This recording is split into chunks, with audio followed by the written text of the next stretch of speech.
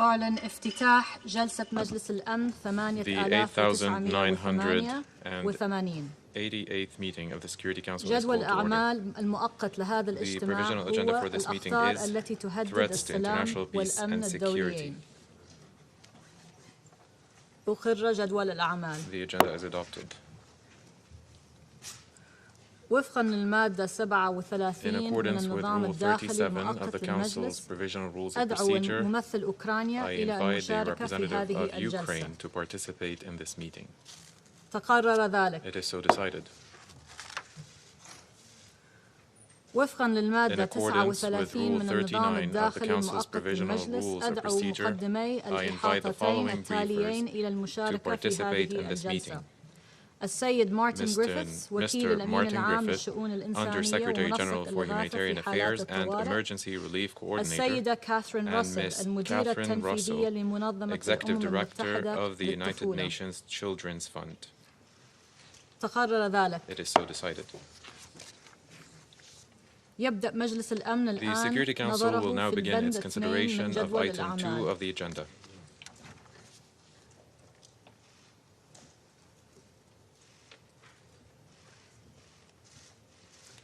أعطي الكلمة I now الآن give the floor للسيد to مارتن Mr. جريفيثs. Martin Griffiths. Thank you very much, Madam President, and congratulations on presiding over this council in these extraordinary times. We're here, of course, to speak about the humanitarian situation in Ukraine, and yet none of us want to be here today. We already had enough on our hands, many other unnecessary and unwanted conflicts leaving misery in their wake. We had no need for another war, which would have such a swift and sweeping impact for what Filippo Grandi has called the fastest growing refugee crisis in Europe since the Second World War. Today, indeed, is not a day we had in mind. In the weeks before the military offensive began in Ukraine, and despite the din of commentary and rhetoric and prediction, humanitarian organizations went about their business. They've been working in the Donbass region, providing 1.5 million people there with humanitarian aid, a business they have been doing quietly and without fanfare these past 8 years. And they're doing it still today, however and whenever they can. But of course, they, the humanitarian agencies, also prepared for worse to come. 2 weeks ago, few thought the scenario in which we find ourselves today, one of such intense conflict, was thinkable. It was essentially unplannable from the humanitarian operational perspective, and yet that humanitarian community did plan.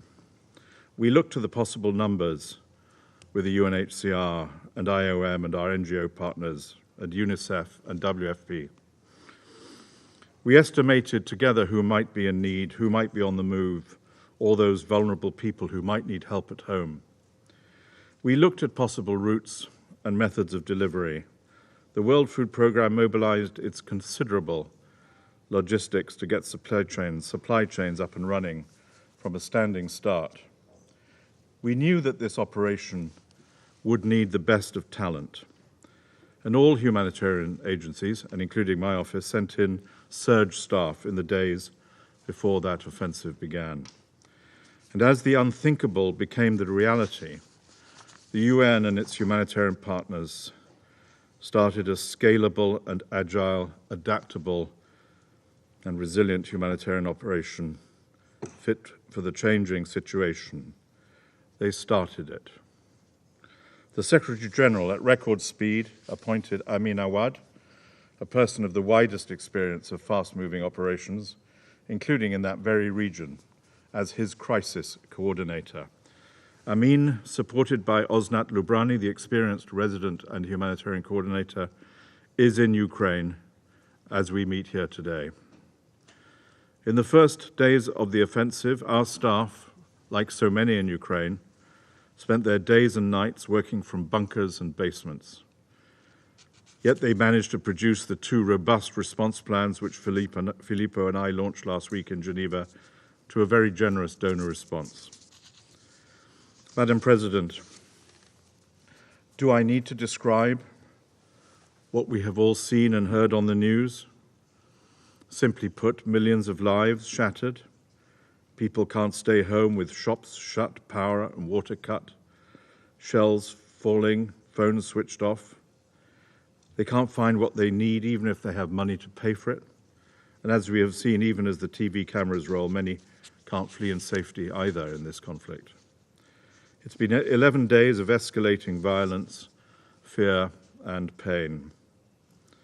As of 6th of March, the Office of the UN High Commissioner for Human Rights reported at least 1,207 civilian casualties, including at least 406 dead, and I guess the real figure could be considerably higher.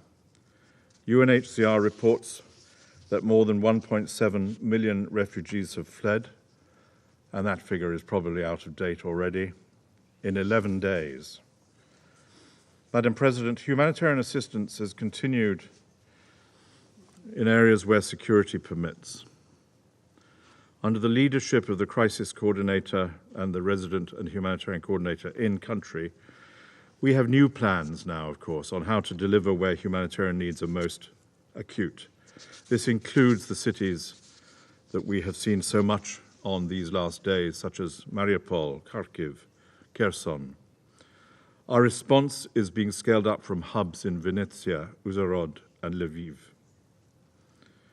The UN and our partners, and we will hear, I'm sure, from Kathy in a minute, have already provided food to hundreds of thousands. The World Food Programme is setting up supply chain operations to deliver immediate food and cash assistance to 3 to 5 million people inside Ukraine.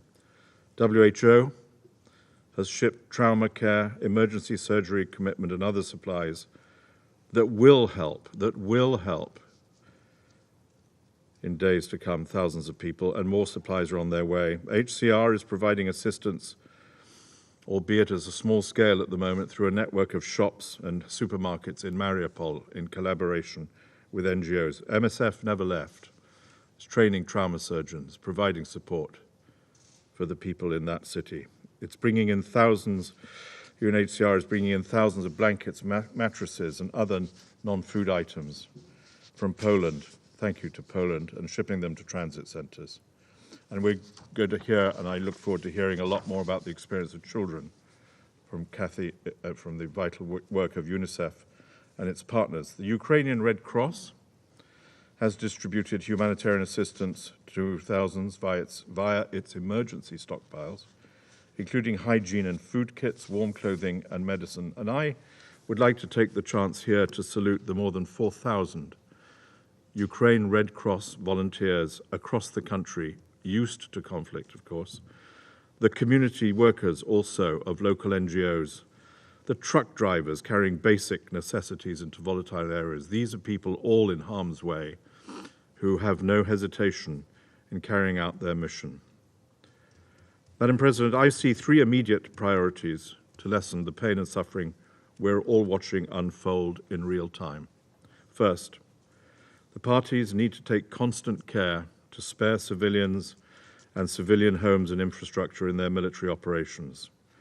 This includes allowing safe passage for civilians to leave areas of active hostilities on a voluntary basis in the direction they choose.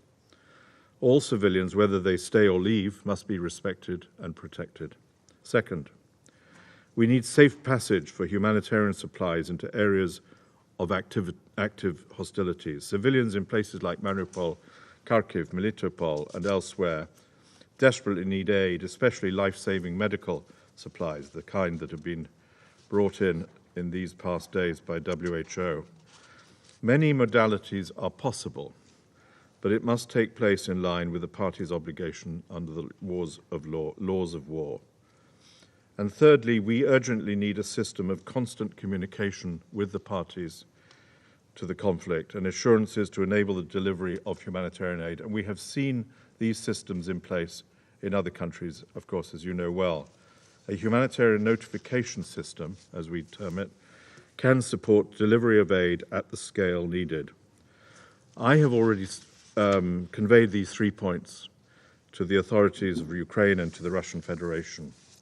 And on the third point, thanks to the cooperation with the Russian Federation, my office has sent a team to Moscow to work on better humanitarian civil-military coordination that can allow us to scale up, precisely to begin to establish a humanitarian notification system.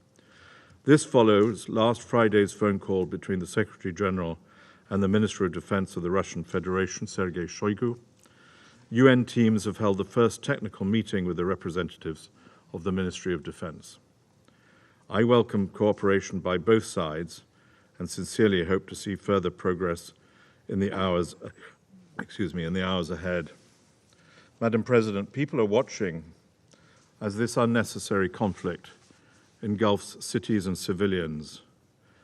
As well as what's happening in Ukraine, they have an extra sense of dread over the impact this will have on the wider world. I include myself in this category. I'm deeply worried about the consequences on vulnerable people living half a world away. Food prices are spiking, supplies are uncertain. We didn't need that either. People in the Sahel, in Yemen, the Horn of Africa, Afghanistan, Madagascar, and already face profound food insecurity. Record-level fuel prices means life becomes harder still in places like Lebanon, where generators keep hospitals open and water treatment plants working. And the extraordinary generosity, which I welcome and praise, of donors to the launch of the regional plan and the Ukraine humanitarian response plan. We hope that this will not divert those donors from other pressing humanitarian crises. This may be the latest one, but not the only one. So while we have planned, we have mobilized, we have fundraised to meet the challenge we face, we have the capacity and I think the know-how to meet the most urgent needs in Ukraine on the basis of cooperation with the parties. But, and here I would like to stress this particular last point, make no mistake, we are unable to meet the needs of civilians today. All those points that I have made are points in preparation, in supply, in redeployment, in getting to the right place. But we're failing to meet the needs of civilians today at this time. I hope we will not fail them tomorrow. Thank you, Madam President. أشكر السيد Griffiths على I thank إحاطته. Mr. Griffith for أعطي his الكلمة الآن briefing, and I now للسيدة give the كاثرين floor راسل. to Ms. Catherine Russell. Excellencies and colleagues, it's my appreciation to Ambassador Thomas Greenfield and Ambassador Ferret Hoja for convening today's meeting. I would also like to thank Ambassador Nusseja from the United Arab Emirates for hosting this briefing during your Security Council presidency. This is my first time briefing the Security Council as UNICEF Executive Director. I regret that it has been made necessary by the rapidly worsening situation in Ukraine and the unconscionable impact the conflict is having on Ukraine's children. The past 8 years of conflict in Ukraine have already inflicted profound and lasting harm to children. With the escalation of this conflict, the immediate and very real threat to Ukraine's 7.5 million children has grown. Homes, schools, orphanages, and hospitals have all come under attack. Civilian infrastructure like water and sanitation facilities have been hit, leaving millions without access to safe water. For many, life has moved underground as families seek safety in shelters, subways, or basements, often for hours on end. Women are giving birth in makeshift maternity wards with limited medical supplies. Most stores are closed, making it hard for people to buy essential items, including basic necessities for children like diapers and medication. And even if stores were open, millions of people are too afraid to venture outside for food or water because of continuous shelling and shooting. The intensification of the armed conflict is posing severe human costs, which are increasing exponentially by the day. As of today, the Office of the High Commissioner of Human Rights recorded 1,207 civilian casualties in Ukraine. Since February 24, at least 27 children have been killed and 42 children have been wounded. Countless more have been severely traumatized. As the fighting has now reached densely populated areas and across the country, we expect child casualties to increase. We also expect the displacement crisis to continue growing rapidly. As of yesterday, UNHCR was reporting in excess of 1.7 million refugees fleeing to hosting countries. Half of the people on the move are children. UNICEF is working closely with UNHCR to reach them with protection and assistance in receiving countries. I've just returned from Romania-Ukraine border, where thousands of women and children traveled to escape the fighting. I met with mothers and children who had to flee their homes at a moment's notice. They told me how it felt to leave everything they know behind, to leave husbands, fathers, and elderly loved ones, not knowing when or if they would see each other again. The children talked about being suddenly pulled out of school, of losing beloved toys, and the terrifying sound of shelling and gunfire. So many children have been deeply traumatized. Excellencies, UNICEF and our partners are working 24 hours a day to meet rapidly escalating humanitarian needs in Ukraine and in neighboring countries.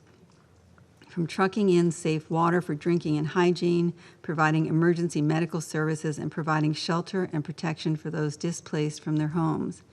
At present, we have some 135 people working for UNICEF in Ukraine, and we are sending more to meet needs in country. UNICEF-supported child protection mobile teams are reaching children wherever they can with psychosocial care, mental health support, and protection services. The operating environment in Ukraine is extremely complex. Access constraints and rapidly changing front lines make it much more difficult to deliver critical supplies and services. The safety and well-being of our staff on the ground remains a top priority. I also want to spotlight our local partners and other local humanitarian actors who continue to operate under extremely difficult security conditions, especially those working in the Donetsk and Luhansk Oblasts, regions that have been hard hit over the past several weeks. I'm very glad to tell you that on Sunday, UNICEF delivered 40 tons of medical life-saving items for children and mothers to 22 hospitals in 5 of the most affected regions.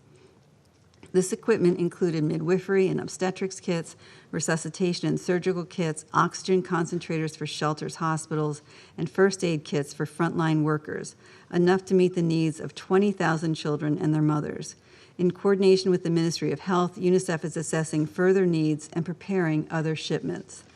UNICEF and our partners need flexible resources and safe, uninterrupted access to rapidly scale up our efforts to meet children's urgent needs, wherever they are, whether still in Ukraine or on the move. In collaboration with UNHCR, we have deployed teams to Poland, Hungary, Czech Republic, and the Republic of Slovakia, and built on our ongoing presence in Romania, Moldova, and Belarus to support the urgent needs of children.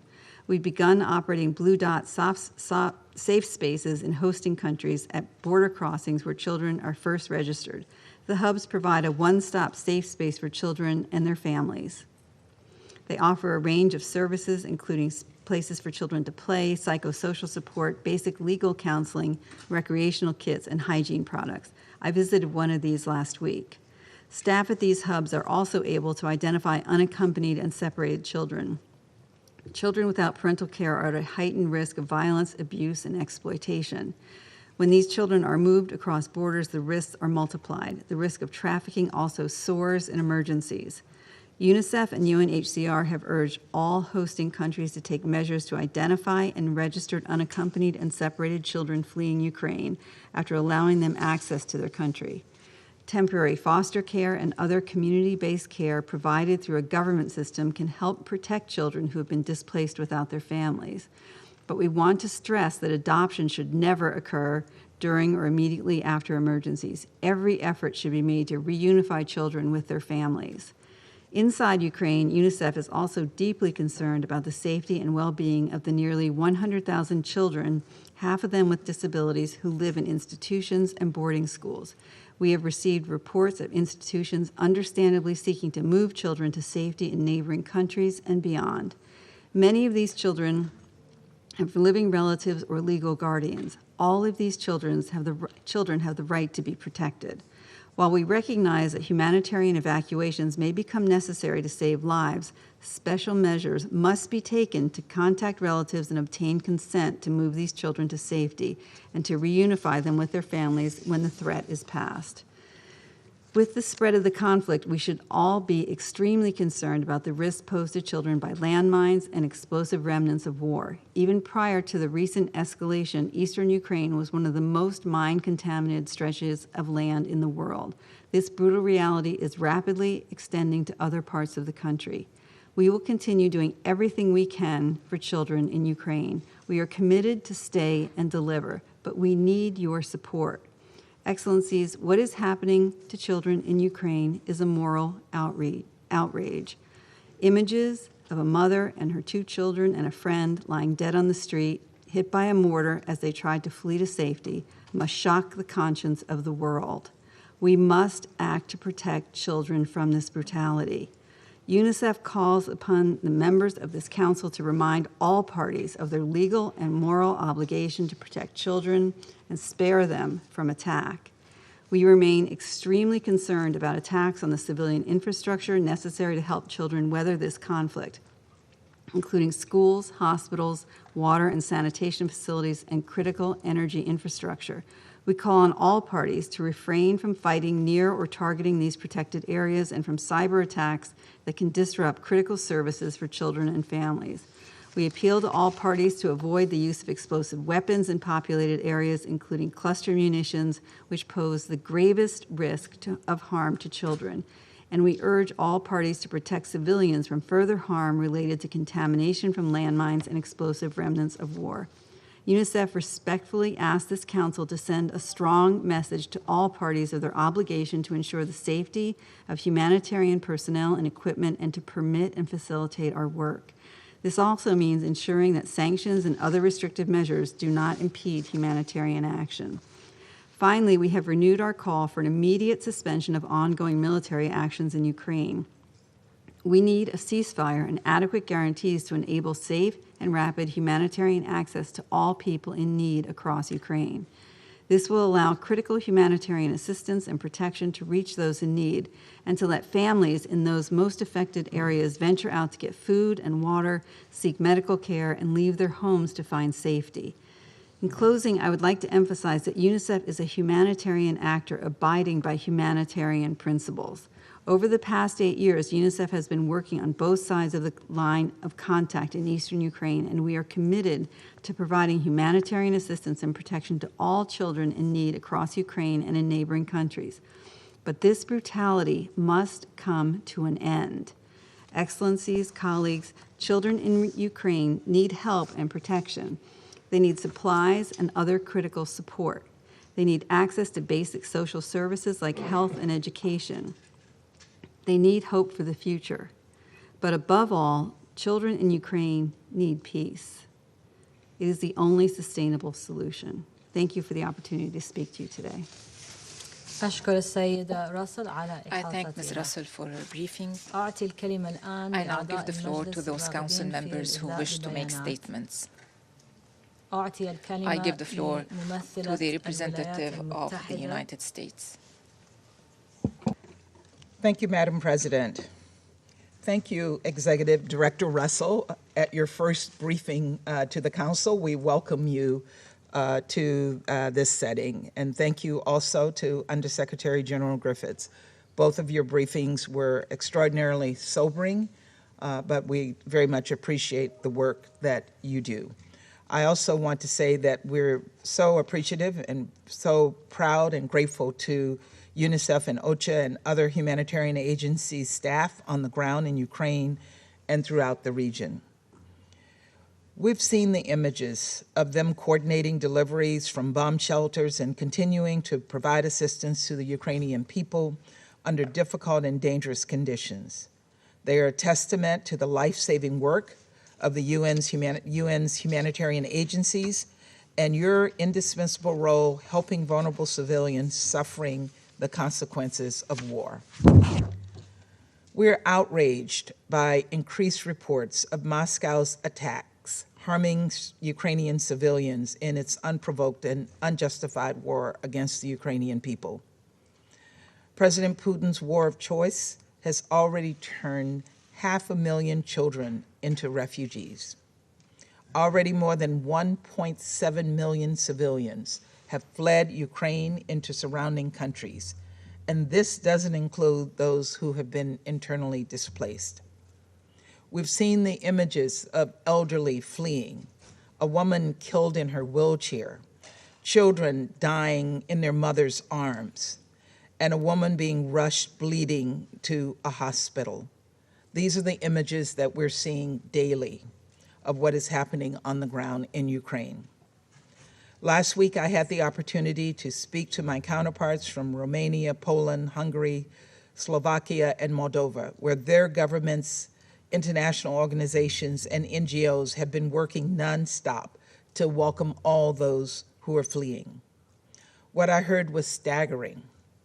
My Polish colleague, who's sitting in the room with us today, shared that 100 refugees are crossing into Poland every minute. 100 a minute. Just do the math.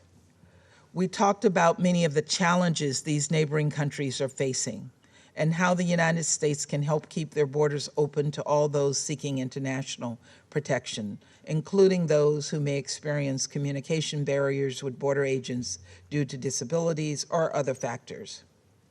We're committed to providing support, and we know that their needs will only increase if Russia does not cease its violence.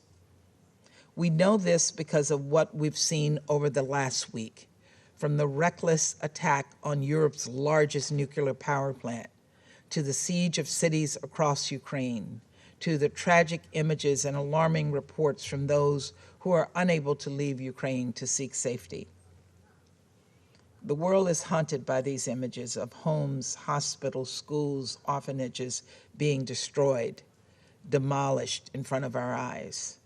Child cancer patients unable to receive chemotherapy, babies delivered in basements instead of maternity wards, and hundreds of thousands of civilians without access to electricity for heat or drinking water to stay alive.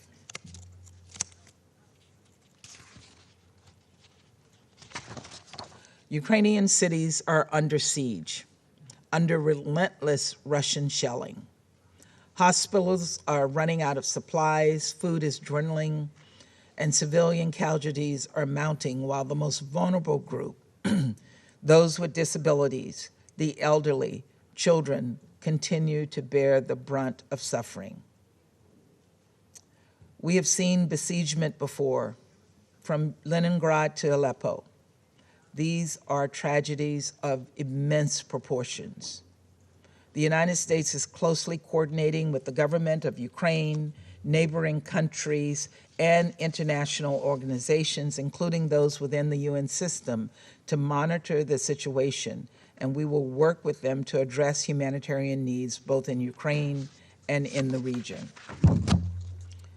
While we are heartened by the international community's pledges of over $1.5 billion in humanitarian support so far, we know that as long as Russia pursues its relentless and brutal campaign, the need for assistance will only increase.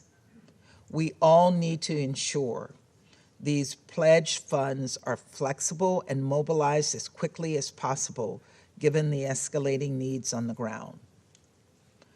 But perhaps most important of all, we must heed the call we heard today from the Undersecretary General for Humanitarian Affairs.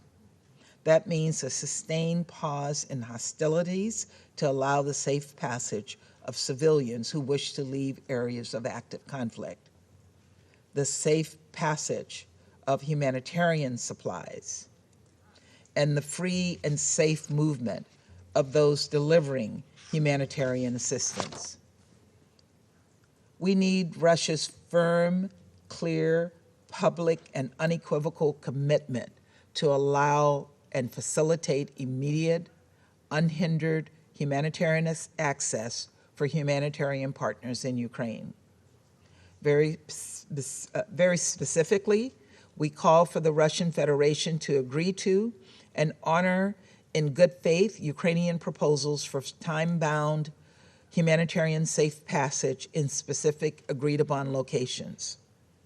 We call for the establishment of a ground-level notification system that will facilitate the safe movement of humanitarian convoys and flights. This is imperative for ensuring humanitarian supplies and commodities can be reliably transported into Ukraine to reach those most in need.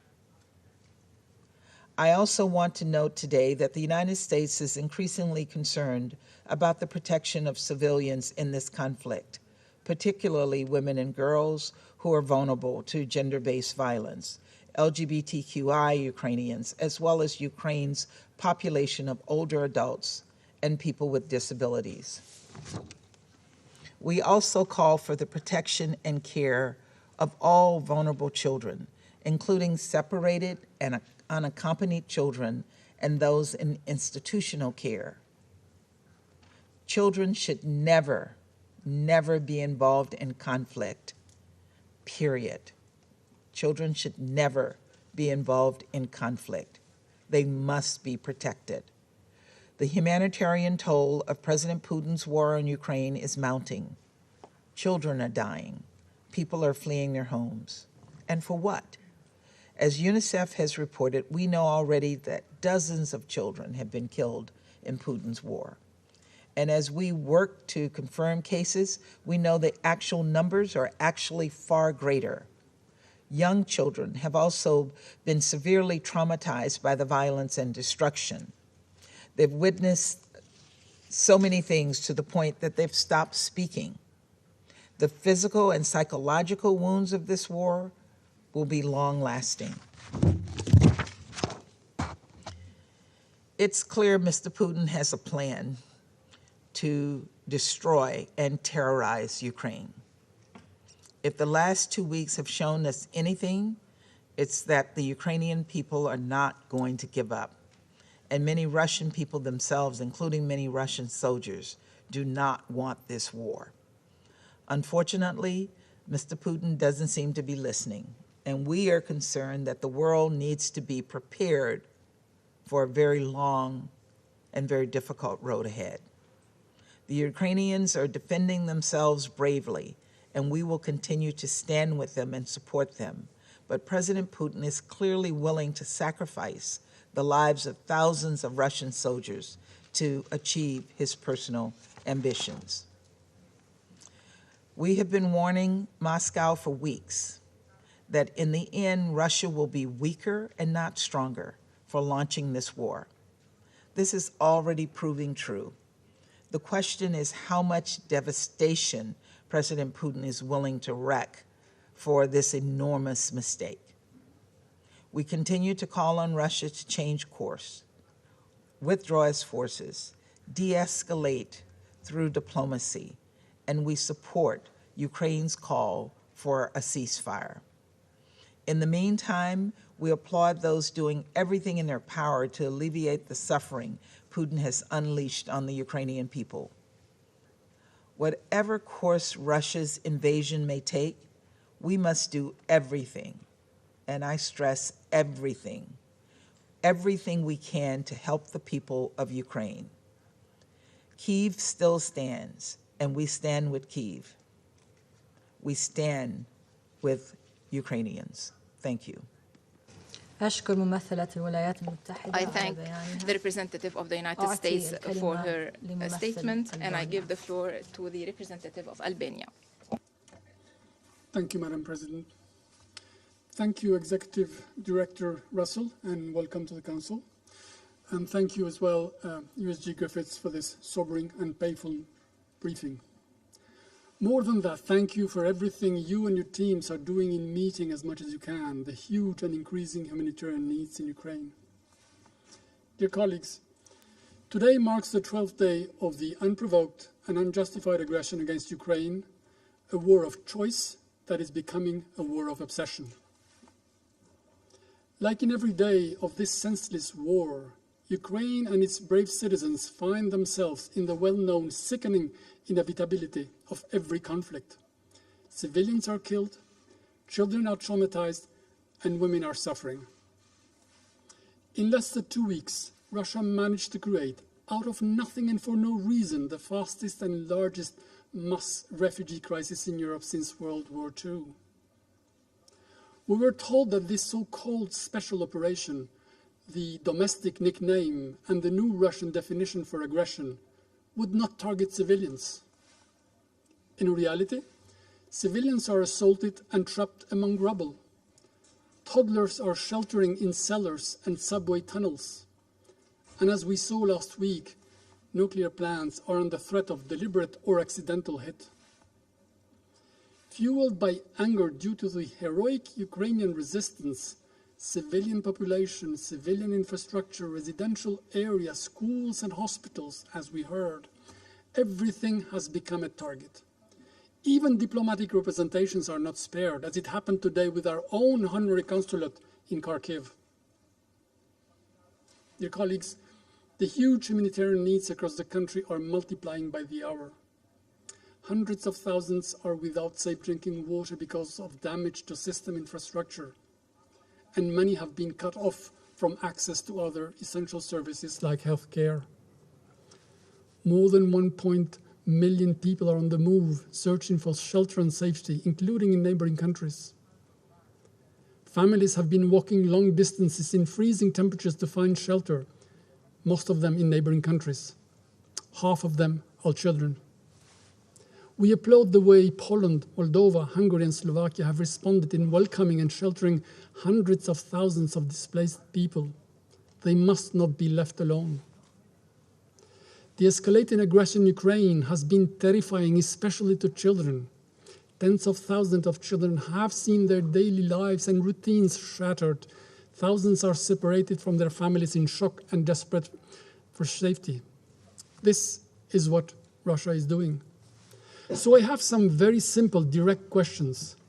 What in the world can justify exposing children to such extreme violence and unbearable levels of fear and anxiety? Where is the humanity of a great nation? Where is the responsibility of a great power? Where are the commitments of a permanent member of this body? Does international humanitarian law have still any meaning for Russia today? The answers lie under the blood of innocent Ukrainians. Dear colleagues, Russia's actions are a gross violation of Geneva Conventions and are classified as war crime under the Rome Statute. It must be made clear that if anyone in Russia thinks that what they are doing in Ukraine is a rendezvous with history and get away with atrocities and crimes against humanity, they must think twice. There will be accountability. Albania was among 38 countries to refer Ukraine to the ICC prosecutor. We fully support his work to gather proof and document crimes committed to present them to the court. It is therefore urgent to open secure humanitarian corridors for the safe evacuation of civilians and for the delivery of medicine and food. The Russian side must stop ignoring the appeals of international humanitarian organizations, in particular the International Committee of the Red Cross, to cease fire in order to create safe conditions for the departure of civilians and wounded without discrimination on the basis of race, ethnicity, nationality, or migration status. Differentiation between people on any ground, especially on the basis of race or ethnicity, are legally unjustifiable and morally and ethically unacceptable. Dear colleagues, there is a devastating bloody war on the ground, but there is another nasty war in the background. The latter concerns information. We remain worried about developments within Russia itself regarding freedom of information. With the latest measures taken by the parliament, authorities in Russia have shut down foreign broadcasters whose work becomes impossible under the law which criminalizes independent reporting in the country. The last major local independent broadcasters, TV Drozh and Eko Moskvy Radio, were shut down last week. We know from our own terrible communist past that attacking freedom of information in this way is the first sign of a dictatorship. When a government is afraid of its own people, it has a fundamental problem. Russian citizens have the right to know why their country attacked its neighbor. They need to be informed about the actions of their army against the people of Ukraine. Mothers must know why their sons are dying. And Russians deserve better than doctored propaganda. Otherwise, they would only hear about the fictional Ukrainian genocide in Donbass, which never happened, about Ukraine attacking Russia, which never happened, or about Russia winning the war, which is not happening. Madam President, protection of civilians should remain a top priority.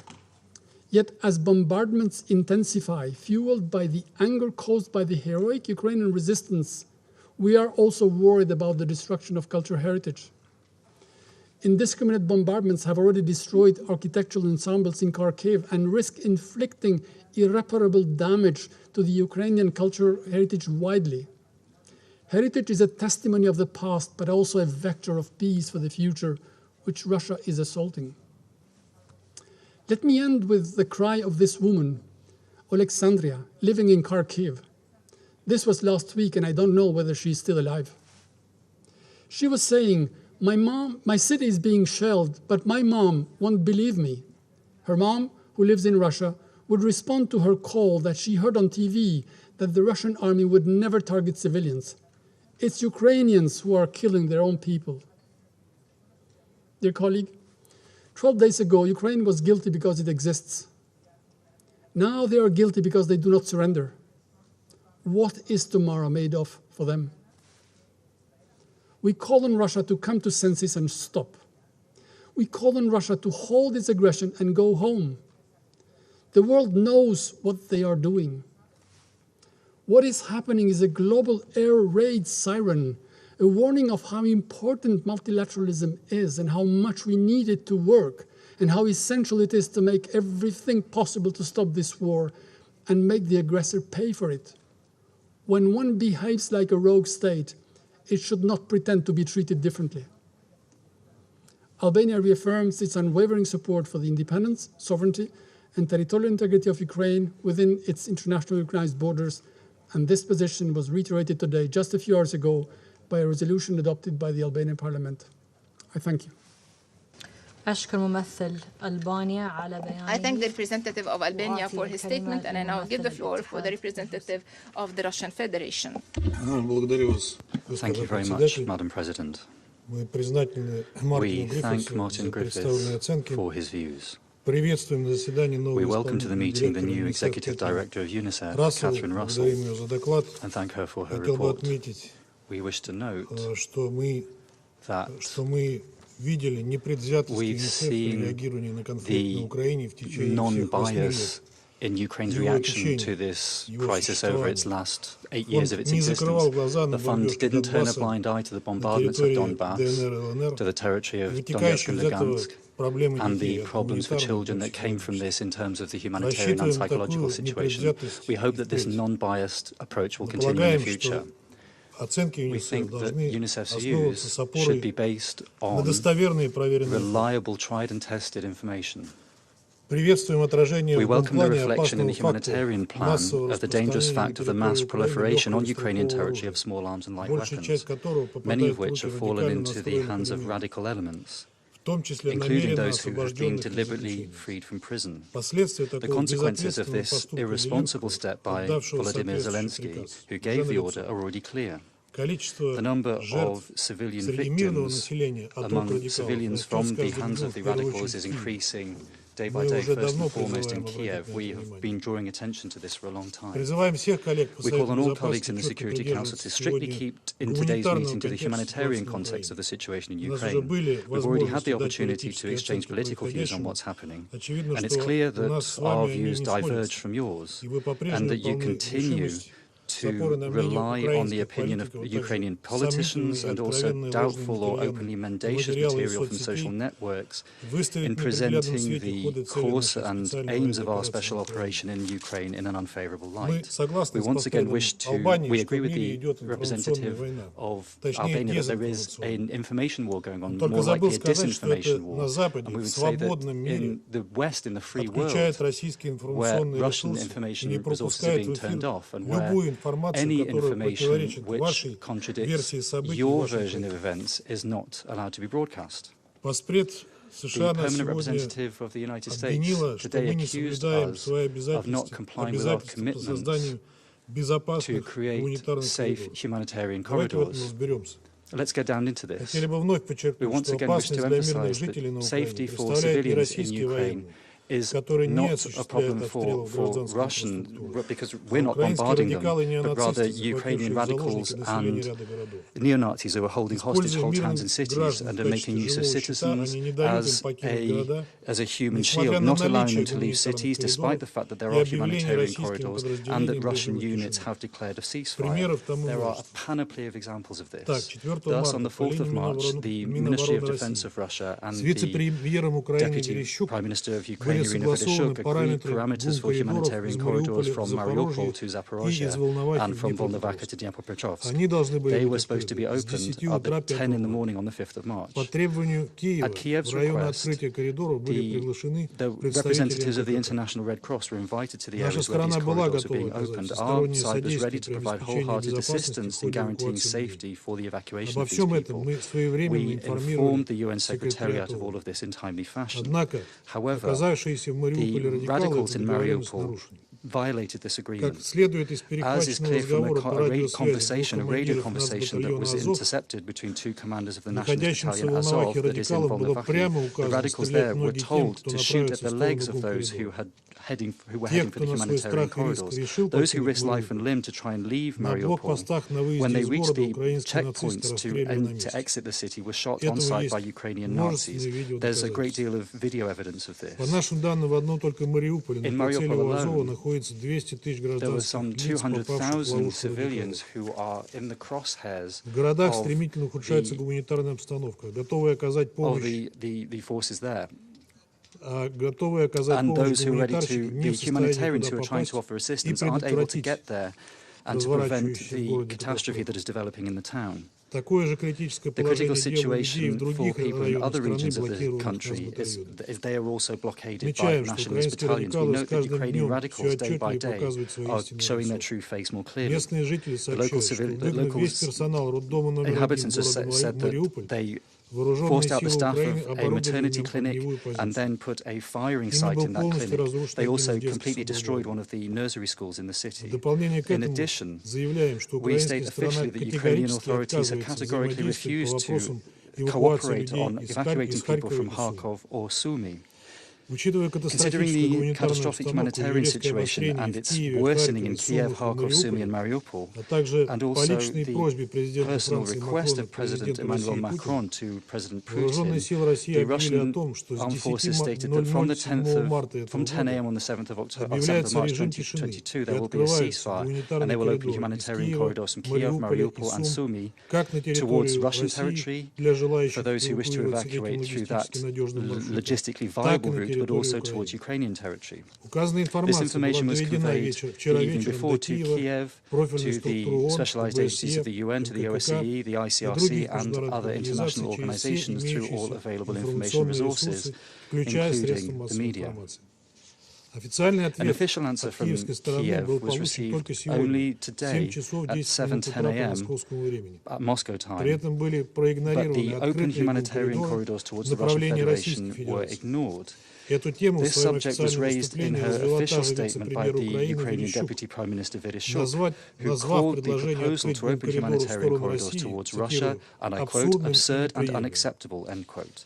It is clear to us that the Kiev regime is making use of all available and unavailable methods to wholeheartedly stop the exit of those citizens who wish to leave and also foreigners who wish to go to Russia because they're scared that once these people are free, they will tell the truth about the actions of Ukrainian radicals, as is being done by those people who've been able to get out away from these radicals. We're talking here about threats, intimidation, blackmail, physical violence, and also shooting on sight directed at citizens and also foreigners. By way of illustration, just one statement from the mayor of Sumy, Alexander Lysenko. This was made today together with the commander of the National Battalion, and I quote, "There will not be any green corridors, no civilians will leave to Russia, and those who try to will be shot dead." End of quote. In their statements on the impossibility of evacuating Ukrainian citizens towards Russia, Ukrainian officials have ignored the fact that there are already Ukrainian refugees in Russia. From the area of the special military operation, more than 168,000 people have been evacuated to Russia, including 43,469 children. And in the last 24 hours, 5,550 people, including 740 children. The Russian border has been crossed by 19,256 private vehicles, and in the last 24 hours by 900 of them. We are also establishing temporary accommodation points. These are all ready for individual work with citizens, or rather civilians, arriving from Ukraine. Unfortunately, the issue of the evacuation of the population from other regions is also being politicized, as is the issue of humanitarian assistance. In particular, the requests of the Ukrainian party look absurd. These are the requests made to us just less than 3 hours before the opening of humanitarian corridors, asking us to guarantee the evacuation from a number of settlements that are under the control of the Russian armed forces. In this, none of the inhabitants of these inhabited places had said they wanted to evacuate. People were simply living in their houses and they're not threatened by anything. In parallel, we were asked to organize the evacuation of citizens from a number of cities which, for the time being, are under the control of the nationalist battalions. And, of course, we were also asked to provide alleged humanitarian goods from Ukraine to Melitopol and Berdyansk in the Zaporozhye region and in Kherson.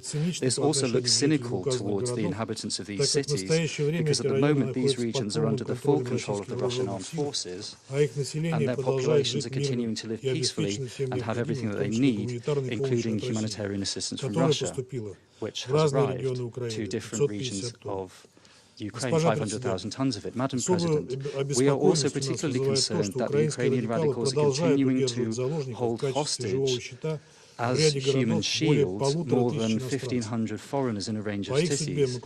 We are working around the clock with the relevant diplomatic agencies on this issue. But foreigners are having very severe problems when trying to cross the border, when they're trying to leave towards Europe.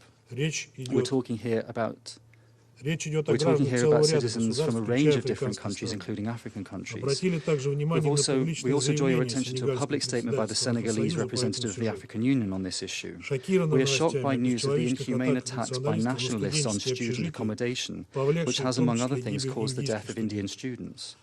With regard to the safety of UN personnel in Ukraine, and for us this is one of the priorities, currently the Russian troops have guaranteed the exit from Kiev of 180 UN personnel. When the need necessary, this support will continue. We are in constant contact with the UN Secretariat. We take a wholeheartedly responsible approach to resolving the humanitarian issues that Ukrainian citizens are facing. On the 2nd of March, on the base of the National Defense Management Center, there was an inter-agency coordination staff created for humanitarian response in connection with the special operation carried out in Ukraine. This is working around the clock. The staff include the authorized representatives of all of the federal bodies of the executive, state corporations and entities of the Russian Federation. The main objective of the staff is to guarantee multifaceted humanitarian assistance to the Ukrainian population in the controlled regions and also in Donetsk and Lugansk People's Republics, also guaranteeing the safe evacuation of peaceful civilians from in Ukraine and other countries. Madam President, I also have to mention another aspect, the deployment of heavy weaponry, including anti-aircraft defense systems, mobile rocket launch systems, bombardment artillery in heavily populated areas. This is not a question of isolated incidents, but it's become a rule for Ukrainian nationalist battalions. The attempts of civilians to protest and to request that this weaponry be removed have brutally been stopped with threats of the use of weapons. Similar cowardice on the part of the combatants using the civilian population as hostages is not just deeply immoral, but also violates the norms of international humanitarian law, including Articles 57 and 58 of the first additional protocol to the Geneva Convention of 1949. Furthermore, in a number of cities, in particular in Odessa, it has been recorded that weaponry has been placed near or inside objects of cultural heritage in violation of Article 53 of this additional protocol. The break-off in the evacuation of the civilians from using humanitarian corridors is a violation of Article Article 75 of the additional protocol, and the footage published on social networks of torture and abuse of Russian troops who are being imprisoned is a violation of Article 14 of the Geneva Convention of 1949, which guarantees respect for the person and the dignity of troops under any circumstances. Colleagues, I encourage you to make the correct appraisal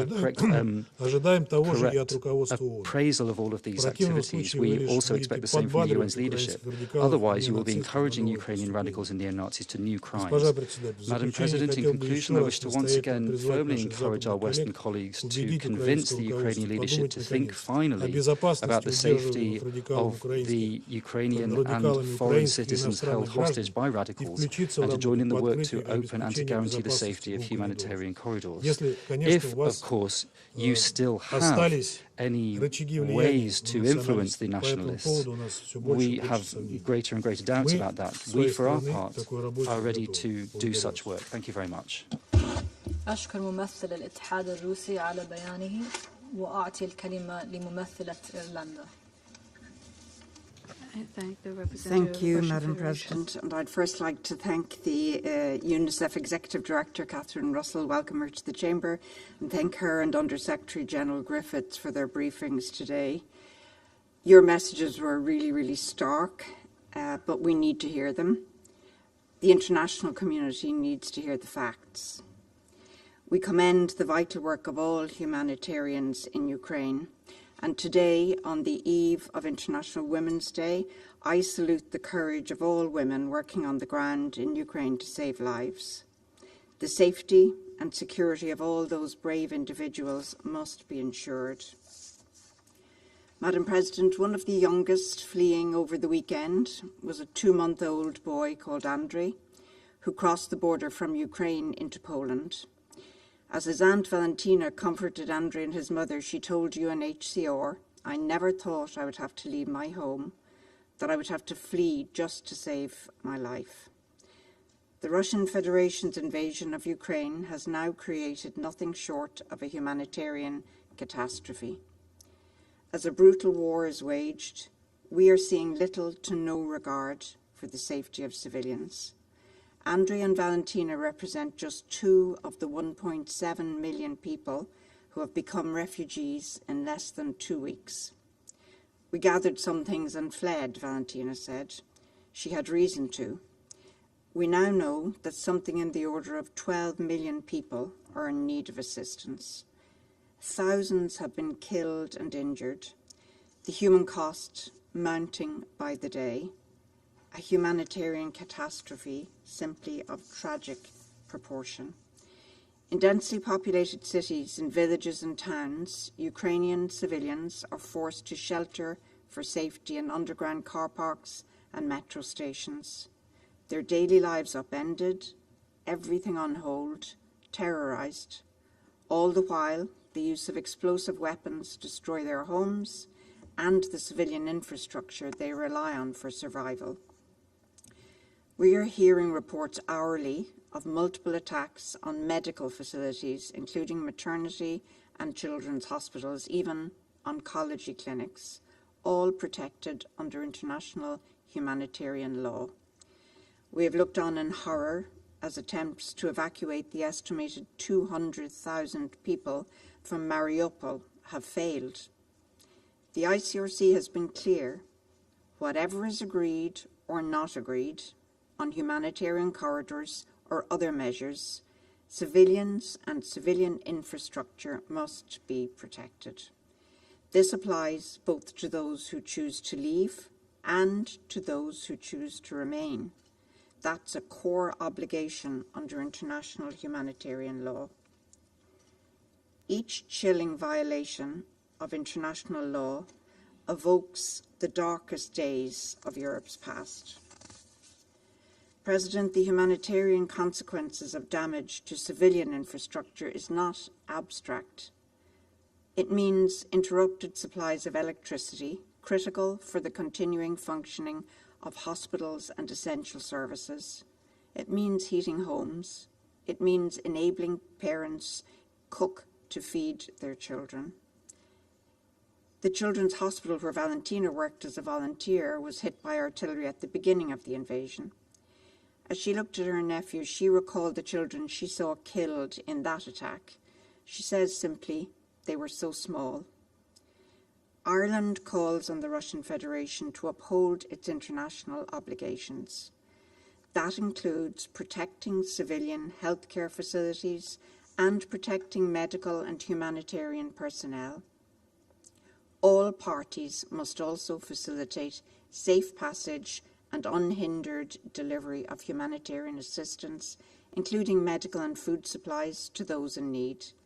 A notification system and emergency helpline should be established to facilitate delivery of humanitarian aid. Ireland reiterates our call at last Friday's meeting for the immediate cessation of military activity by Russia against and at Ukraine's nuclear facilities in order to avert nuclear disaster and the subsequent humanitarian consequences. We note that over the weekend, the IAEA expressed grave concern at the situation at the Zaporizhia plant. President, as Ms. Russell so clearly set out for us today, the women and children of Ukraine are in the midst of a desperate protection crisis. The terror of war and the trauma of family separation will have lifelong effects on thousands of Ukrainian children. They will be marked forever by these days. As in all conflicts around the world, women and girls are especially vulnerable to the abhorrent scourge of sexual violence, sexual exploitation and abuse. All women and girls in Ukraine must be protected from rape and sexual violence. We will work to ensure that there will be no place to hide from accountability for anyone who perpetrates crimes against them. President, in the face of the massive exodus of refugees from Ukraine, we once again commend our EU partners and Moldova for their continued generosity and solidarity. They are welcoming vulnerable people seeking to leave Ukraine without discrimination. We appeal to all countries in the region to keep their borders open to all those seeking safety and protection. Ireland is fully committed to supporting the humanitarian response, both domestically and in the region. The humanitarian impact of this war will be felt not just on the European continent. It will affect the food security situation in countries heavily reliant on Ukrainian agricultural products in Africa, in Asia, and in the Middle East, reminding us at this table once again of the inherent links between conflict and hunger. President, Ireland once again urges the Russian Federation to immediately cease hostilities, unconditionally withdraw its forces from the entire territory of Ukraine, and to refrain from further threat of force or use of any kind of force against Ukraine or any other member state. Andrei and his family speak to the human face of this reprehensible conflict. Before any more lives are ruined or lost to this war, before more children die, before more families are separated, before it's too late, we plead one more time with the Russian Federation to choose dialogue and diplomacy over bombs and bullets. Thank you, Madam Chair. I thank the representative of Ireland for their statement. I now give the floor to the representative of the United Kingdom. Thank you, Madam President. And may I start by thanking too Martin Griffiths and Cathy Russell for their sobering briefings. I also want to add my thanks and appreciation for the work of your organisations, the courage of your staff, and the integrity of your reporting. Madam President, Martin, Cathy and colleagues have already described in sobering detail the humanitarian crisis in Ukraine. 1.7 million refugees, 1.7 million individual lives destroyed, and the UN expects this to rise to 4 million in the coming weeks. We've seen the devastation caused by Russian missiles and bombardment, including reports of cluster munitions in Russian cities. in Ukrainian cities, apartment blocks torn apart, hospitals, schools in ruins, people left without electricity, food, water, and shelter. We can't turn the clock back. Russia's invasion has been met with fierce resistance by the Ukrainian people. In response, President Putin is directing a campaign of violence and cruelty against civilians. But let me be clear, we will hold Russia to account for its actions, and we will investigate thoroughly allegations of war crimes and violations of international law. Madam President, in response to this tragedy, the UK Prime Minister today announced a further $130 million of aid, which brings to a total the UK's support for Ukraine to $520 million. In addition, individual members of the British public have given over $130 million. This is intended to help Ukrainians in need and support neighbouring countries receive refugees. But as I've said before, what the Ukrainian people really need is an end to this invasion. So we appeal to Russia to end their war before they bring even more tragedy to the Ukraine and even more shame on their own nation. Vasily Alexeyevich, the great Russian writer Alexander Solzhenitsyn wrote, "Man is given not only one life, but also a conscience." I know that you've spoken under instructions today, but I ask you to report faithfully back to Moscow what you have heard today, the urgency of this Council's calls for peace. I thank you. أشكر ممثلة المملكة المتحدة على I thank the بيانها. representative of the أعطي United الكلمة Kingdom for their لممثل statement. I المكسيك. now give the floor to the representative of Mexico. Gracias, señora presidenta. Thank you, Madam President. Agradezco las presentaciones de la directora I wish to ejecutiva thank Russell y Executive del Director subsecretario Russell general and Griffiths. Undersecretary Griffiths for Como their briefings. nos han informado, la As they have situación informed humanitaria en The Ucrania, humanitarian a situation 11 in días del Ukraine, inicio del 11 conflicto, days requiere de una after the acción conflict urgente started, y coordinada calls con la for urgent participación coordinated de actores action with the humanitarios participation of imparciales. impartial humanitarian El actors. reto es enorme. The challenge is enormous.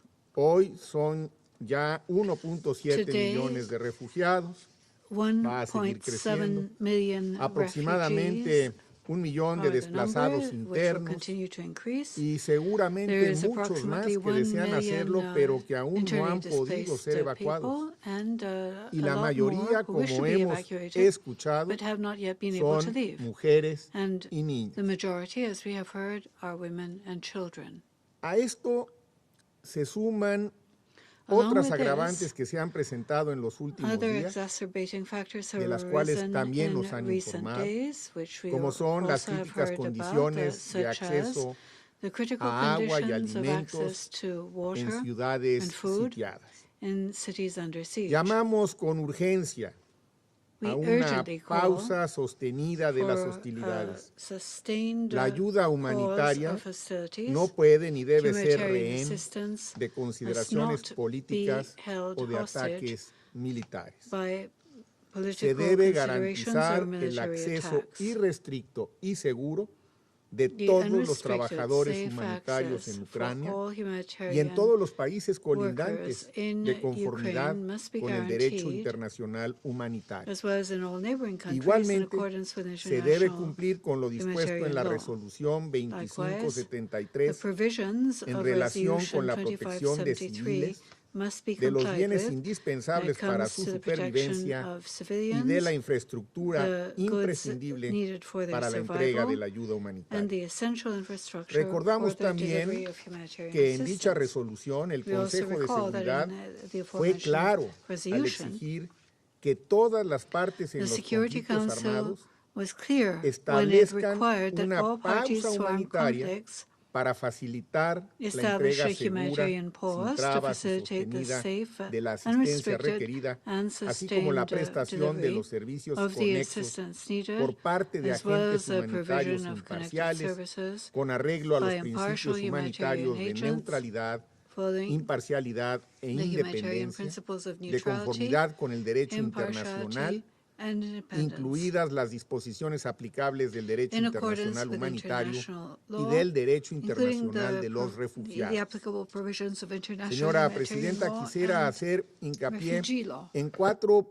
aspectos orientados a la acción en el terreno. I wish to Primero, stress es deplorable el uso de 4 municiones en aspects related to racimo the action on the en ground. cualquier circunstancia. First, Estas tienen un the use impacto of cluster devastador en la munitions población under any civil, circumstances incluso is después de unconscionable. concluido el conflicto. They have a devastating impact Urgimos on the a civilian cesar el uso de population, estas municiones en Ucrania especially after y the hacemos un conflict is llamado over. a aquellos estados que no lo hayan We call hecho for a stop to the a use of unirse these ahora munitions in a la Ukraine. We Convención call on sobre those Municiones states en Racimo. that have not already Segundo, done so to join se the debe Convention atender on de manera Cluster urgente el Munitions. impacto directo que Second, tiene el conflicto the en direct los más impact that the vulnerables, conflict has on the most mujeres, vulnerable niños must y be dealt with personas con urgently. discapacidad. These include women, Nos children, preocupan en and the particular disabled. en este éxodo masivo que está ocurriendo In this mass la exodus that situación is taking de place, we are menores no particularly acompañados concerned at the y situation hacemos un llamado of a que los unaccompanied mecanismos de minors. monitoreo en We vigor call for tengan the un enfoque de género y tomen en ongoing monitoring consideración la mechanisms to have a gender situación de los focus niños, and take por into lo que account the situation of reconocemos y children. apoyamos la And for this participación reason, de we Unicef. recognize and support Tercero, the participation of el UNICEF. establecimiento de una pausa humanitaria inmediata es necesaria para establishment of an garantizar el immediate acceso de los humanitarian operadores pause humanitarios, is essential así to como el guarantee the establecimiento de access of rutas de humanitarian evacuación workers as y well as tránsito the de civiles establishment que of sean routes to seguras. evacuate Los ataques a civilians civiles en busca and de refugio safe son transit violatorios routes. del derecho Attacks internacional humanitario. on those Y seeking cuarto, refuge el impacto are inmediato del conflicto against es, humanitarian law. en efecto, multidimensional, And fourthly, por lo que la ayuda the immediate humanitaria impact of debe the conflict incluir is la provisión de servicios de Thus, salud humanitarian mental assistance y de must apoyo include the provision psicosocial. Señora of mental Presidenta, health and psychosocial insistiremos support junto con services. Francia Madam en President, las with consultas para France, que we este will Consejo insist de on Seguridad consultations for adopte the una Security resolución Council to adopt a eminentemente resolution humanitaria which que is atienda los broadly puntos humanitarian in que se han nature and will discutido deal en esta sesión. with the points Es that were urgente discussed at this que el meeting. Consejo It retome is su urgent for papel the Council como principal to órgano resume its encargado de la role as the paz y main la body seguridad internacional. responsible for international peace and Esperamos que security. tanto esta reunión We como hope las that both this consultas que meeting siguen sirvan and the following para avanzar consultations el diálogo y will permitan serve to acercar advance posiciones, dialogue and make it possible alcanzar to acuerdos bring positions con un closer solo together propósito: and reach agreements auxiliar with a only las one personas goal in que mind, requieren con to help urgencia those who de esta ayuda urgently need humanitaria. Muchas humanitarian gracias. assistance. Thank you very much. أشكر ممثل المكسيك I على thank the بيانه. representative of Mexico for their أعطي statement. الكلمة I now give the floor to the لممثل representative فرنسا. of France. Madame la Présidente, je Madam remercie President, M. Griffiths I et thank Mme Mr. Russell Griffiths and pour leurs Ms. interventions. Russell for their briefings. C'est un véritable drame What humanitaire is qui se joue happening sous nos before yeux our en eyes Ukraine. is a true L'agression humanitarian russe tue tragedy. chaque jour des The civils, Russian dont des aggression enfants. is killing Des infrastructures civiles civilians, essentielles sont including children, détruites. every day. Des hôpitaux et des écoles sont Essential attaqués. civilian infrastructures La are ville de being Mariupol est destroyed, assiégée, hospitals and schools are privant attacked, the ses city of Mariupol is 450 000 under habitants siege, d'eau, depriving de its nourriture, de 450,000 chauffage, inhabitants of water, d'électricité. food, Il heating y a and déjà electricity. 1,7 million Already de réfugiés 1.7 et ce n'est millions qu'un début. are La refugees. France salue And this is la just the beginning. solidarité pour France les États hails the européens, solidarity notamment la which Pologne, European la states, Hongrie, particularly la Poland, Roumanie, Hungary, la Slovaquie Romania, et la Slovakia, Moldavie and font preuve. Moldova have La France et ses demonstrated. partenaires de l'Union européenne se tiennent France and its fermement aux European côtés Union de partners l'Ukraine. stand firmly beside L'Union européenne a Ukraine. annoncé 590 The millions European d'euros Union d'aide. has announced La 590 France prend également sa part. Elle a annoncé 100 millions d'euros humanitarian assistance. et a France déjà also acheminé does its plus de part. 100 tonnes We have announced d'aide. 100 million euro La and already priorité, sent over 100 c'est une cessation tons of immédiate des humanitarian aid. hostilités The et le plein priority respect is du an droit immediate cessation international of humanitaire. hostilities and the full C'est respect le sens of de l'engagement international du humanitarian président law. Macron. This is C'est the aussi le reason for the message commitment of President porté Macron. par tous les peuples It du is monde, also the message comme l'ont montré that all les peoples of the manifestations world pour la are paix sending, au cours du as week-end. was shown during the De plus en plus de demonstrations for Russes peace aussi during the disent leur weekend. opposition à une guerre dont ils ne More and veulent more pas, Russians also malgré express their les opposition tentatives to a de war les they museler. do not want, Il despite est essentiel the attempts de to protéger muzzle les them. civils, It is essential to compris protect civilians, les enfants et les personnels including humanitaires, children and ainsi humanitarian que personnel, les infrastructures as well civiles. as Le civilian représentant infrastructure. permanent de la Fédération de The Russie permanent a representative of the souhaité Russian évoquer Federation wished l'éventuelle mise to en bring place up de corridors the humanitaires implementation et of il a prêté humanitarian des projets corridors, en la matière au président and Macron. he Permettez-moi has juste de shown citer ce drafts dernier for this to il y a President quelques Macron. heures. Let me Les cite couloirs what humanitaires, President soyons Macron said a few clairs, hours ago. c'est la Humanitarian corridors, possibilité let us be clear, de faire are a sortir ces femmes et possibility ces hommes. of allowing La Russie plaide pour faire men des and couloirs women to leave. humanitaires vers la Russie. Russia Je ne connais pas is beaucoup d'Ukrainiens advocating qui ont envie d'aller se humanitarian réfugier en corridors Russie. towards Russia. C'est une hypocrisie. I don't know of too many C'est Ukrainians who pourquoi wish to la France seek et le refuge Mexique in proposent Russia. une This is résolution hypocrisy. demandant une cessation This is why France and immédiate des Mexico hostilités are et le plein respect du working on a droit resolution international calling for an immediate humanitaire. cessation of hostilities and Comme full M. respect of Griffiths et Mme international Russell humanitarian l'ont law. suggéré, ce Conseil As doit Mr. assumer Griffiths toutes and ses Ms. Russell responsabilités suggested, et this mettre council fin à must cette take its tragédie. full responsibility and put Il an faut end permettre to this aux tragedy. personnes qui It essaient de must fuir be l'Ukraine possible de le faire for en people toute who are sécurité trying to et sans entrave. flee L'Ukraine a Ukraine to pris do des so engagements à safely ce and without sujet. obstruction. La protection des Ukraine civils has et l'accès made humanitaire doivent commitments être garantis sur l'ensemble du on this territoire, front.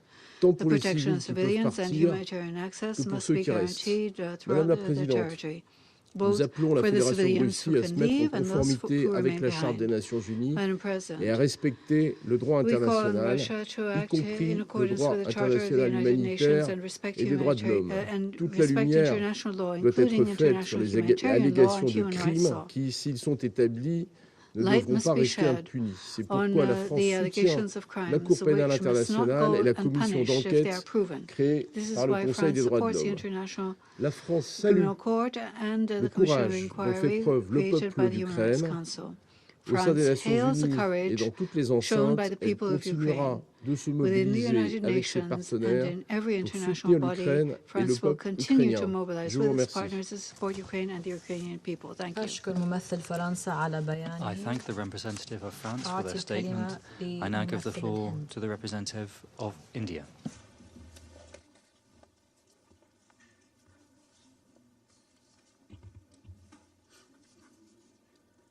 Thank you, Madam President. I join others in thanking Under-Secretary General Martin Griffiths and Unicef Executive Director Catherine Russell for their briefings. The worsening situation in Ukraine and ensuing humanitarian crisis deserve our immediate and urgent attention. As per the UN estimates, more than 1.5 million refugees have sought shelter in neighboring countries of Ukraine over the last 11 days. This has led to a pressing humanitarian crisis that needs to be addressed expeditiously. Numerous civilian lives have been lost so far, which also includes a young Indian student. India mourns his death, and we convey our deepest condolences to his family, just as we mourn the loss of each and every civilian life in the conflict. India has been consistent in calling for an immediate end to all hostilities. Our Prime Minister once again spoke to the leadership of both sides today and reiterated our call for immediate ceasefire and the need for both parties to return to the path of dialogue and diplomacy. We have also reiterated our urgent demand for safe and uninterrupted passage for all innocent civilians, including Indian nationals remaining in Ukraine. We are deeply concerned that despite our repeated urgings to both sides, the safe corridor for our students stranded in Sumy did not materialize. We have managed to facilitate the safe return of over 20,000 Indians from Ukraine. We have also assisted nationals from other countries who approached us in their return to their respective countries. and we will remain open to doing so in the coming days. More than 80 evacuation flights have been crisscrossing the skies to bring them home. We are appreciative of the assistance rendered by the authorities of Ukraine and its neighboring countries in facilitating their return. We note the joint launch of the Flash Appeal and the Regional Refugee Response Plan by the Secretary General on Ukraine. We hope the international community will respond positively to the humanitarian needs. On its part, India has already sent 7 tranches of humanitarian supplies to Ukraine and its neighboring countries. These include medicines, medical equipment, tents, protective eye gear, water storage tanks, solar lamps, amongst other relief material. We are in the process of identifying other such requirements and sending more supplies. Allow me to underscore that it is important that humanitarian action is always guided by the principles of humanitarian assistance, humanity, neutrality, impartiality, and independence. These should not be politicized. I thank you, Madam President. I thank the representative of India for their statement and give the floor to the representative of Gabon. Merci, Madame la Présidente. Thank you very much, Madam Je President. remercie le secrétaire général adjoint, I thank the Undersecretary General, Mr. Martin la Griffiths, directrice exécutive and the de Executive Unicef, Director of Catherine Unicef, pour Catherine leur Russell, exposé édifiant. for their very Nous informative prenons note de la briefings. nomination We de take M. note of Amin the Ouad nomination en of qualité Mr. de Amin coordonnateur Ouad des as the Nations UN Unies pour la coordinator crise en Ukraine. for the crisis in Ukraine. Madame la Présidente, Madam une President, douzaine de jours après le début de la guerre en Ukraine, 12 or dozen days nous after the tenons beginning of the aujourd'hui war in cette deuxième Ukraine, réunion sur la we situation are today having humanitaire, the second meeting qui on the nous donne des humanitarian éléments situation d'appréciation de there, la situation which gives us sur le information terrain, about the situation en on the tenant compte ground du fait qu'en and temps takes de account conflit of the armé, fact that la situation in est an non armed seulement conflict, susceptible the d'évoluer très situation vite, can not only develop mais very encore que le quickly, contexte peut but altérer that nos the projections context ou notre can jugement de la réalité. alter our forecasts or our Je vais judgment m'en of tenir aux reality. faits. I will Le stick to the 24 février facts. dernier, On the la 24th of situation February, sécuritaire the en security Ukraine s'est situation embrasée. in Ukraine Les deteriorated. combats ont occasionné d'importantes pertes en Fighting vie humaine caused significant et loss of conduit human life, plus d'1 million de personnes à and quitter le territoire almost 1 million ukrainien people had pour to se leave Ukrainian réfugier dans les territory pays to seek voisins. refuge in neighboring Le countries. déplacement massif There was de massive personnes displacement dans of des conditions people particulièrement difficiles in liées au particularly froid difficult, expose cold ces dernières conditions. These à people des were besoins therefore exposed urgents to de nourriture, urgent d'eau needs for et food, d'autres produits de water, première and nécessité. other basic products. De plus, les dommages et les Furthermore, destructions des damage and infrastructures civiles destruction dans of les zones civilian de combat infrastructure in et the celles combat touchées par les zones frappes aériennes and et those bombardements affected by sont de airstrikes and nature à bombing entraver l'accès des are populations such à that they l'eau, prevent à la the nourriture, population from aux soins de accessing santé et à water, d'autres services food, de base. healthcare, and other basic services. Nous sommes particulièrement préoccupés par les dommages We are causés particularly aux personnes concerned civiles, by the damage aux caused to femmes, civilians, aux enfants, to women dont and l'UNICEF children. évalue UNICEF l'ampleur believes that des besoins à there are plusieurs millions several de million personnes en people danger. who are in danger. Mon pays demeure solidaire My des country populations en détresse et maintains de its toutes les solidarity personnes with the qui pâtissent population that is des suffering and with all the conséquences de people cette who are guerre facing et the invite les parties consequences prenantes of this war à créer des and voies de sortie invites the sûres parties et to sans create restriction des zones de safe, combat. unrestricted Nous appelons les paths belligérants à out of faciliter Ukrainian l'acheminement territory. rapide We call on en the toute warring factions sécurité to et sans entrave facilitate de l'aide the humanitaire quick, aux safe personnes qui and en ont le unimpeded besoin, access of de humanitarian protéger aid les to the people who civils, y need compris it. le personnel We humanitaire call for et protection les for personnes en civilians, including situation vulnérable, humanitarian en personnel particulier and les femmes, vulnerable les people, personnes in âgées, particular women, les personnes older handicapées people, et les people enfants, with disabilities ceux and conformément children, aux conventions de in Genève. line with the Geneva Nous Convention. saluons l'importante We mobilisation welcome the multiforme important de la communauté multifaceted internationale action from the qui se international reflète par les community, dons which is en reflected nature in et en the financement donations in des kind and partenaires in bilatéraux et financing, multilatéraux, as well as notamment bilateral and la Banque multilateral mondiale et le partnerships, FMI, including from qui, the World dès Bank le and the premier jour IMF. de la guerre, From the ont beginning of the activé leur crisis, they have mécanisme de financement activated their rapide rapid et financing promis de mechanisms mobiliser 3 and milliards have de dollars, promised $3 dont billion, 550 millions à some très court terme en vue 550 de million soutenir l'Ukraine. of which in the Cette very short mobilisation term to est un appui support inestimable Ukraine. au plan de This riposte is humanitaire a lancé support. récemment par les Nations Unies. There's also the Nous support from the United exprimons Nations. également We also notre express appréciation our vis-à-vis de appreciation l'élan de for the générosité spirit des and the pays voisins de generosity l'Ukraine of the qui countries font neighboring preuve Ukraine. d'un altruisme They exemplaire have dans demonstrated l'accueil exemplary des réfugiés altruism qui fuient les in combats. hosting refugees fleeing C'est the le lieu pour fighting. moi d'appeler au Here, sens de I would l'humanité like to de recall tous the humanity pour of offrir le même everyone accueil and appeal to that so that the same reception is offered to all people who are suffering, regardless of race, and this includes nationals from Africa and African students whose distress is no less in this situation of confusion and terror. We call for their dignity to be respected and for equal treatment of all people who are suffering. Indeed, information is coming to us from different sources, and time and again it tells us that there is discrimination and that African students are kept in risky areas. This is a concerning situation and a morally unsustainable one that must be vigorously denounced. Madam President, my country calls on the warring factions to respect the provisions of international humanitarian law, in particular the Geneva Convention of 1949 and its additional protocols, to guarantee the respect and protection for all medical personnel and humanitarian workers. Gabon welcomes the establishment of humanitarian corridors for civilians to leave combat zones and calls on the parties to the conflict to do all to achieve an immediate ceasefire. I wish to reiterate the position that Gabon clearly expressed in the General Assembly, namely that this situation cannot end without an immediate and a lasting solution being found to end the fighting.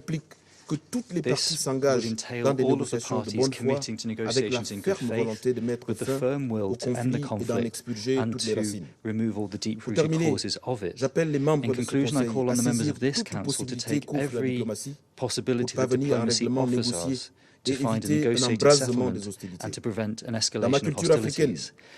In African culture, when two people from the same village come to blows, it falls to their relatives, their neighbours and their friends to arbitrate and to make an investment in finding peace. Experience has often found or shown that the earlier friends and loved ones get involved, the earlier calm returns. And whenever the people around the two who are having a disagreement take sides, it makes the situation worse. Of course, once calm is re-established, it is always possible to establish who is responsible in holistic fashion, calmly. And it is in line with this Bantu wisdom from Africa that I wish to reiterate to all of the parties our call for an immediate ceasefire and for de-escalation. I thank you, Madam President. أشكر ممثل غابون على بيانه. أعطي الكلمة لممثل البرازيل. Thank you. Madam President, let me thank you for convening this meeting and express my appreciation for USG Griffiths and Executive Director Russell for their briefings and their efforts in minimizing the human suffering in this tragic conflict. Brazil reiterates its grave concern with the humanitarian situation arising from the ongoing conflict in Ukraine. First and foremost, we urge all parties to establish a ceasefire and engage in negotiations. The current situation can only bring more suffering and losses, especially in Ukraine, but potentially to the whole region. While hostilities continue, we call on all parties to fully respect international humanitarian law, including when resorting to new military technologies and cyber means. Parties must always uphold the principles of distinction, proportionality, precaution, and humanity. Brazil urges the parties to continue to establish humanitarian pauses and to create humanitarian corridors.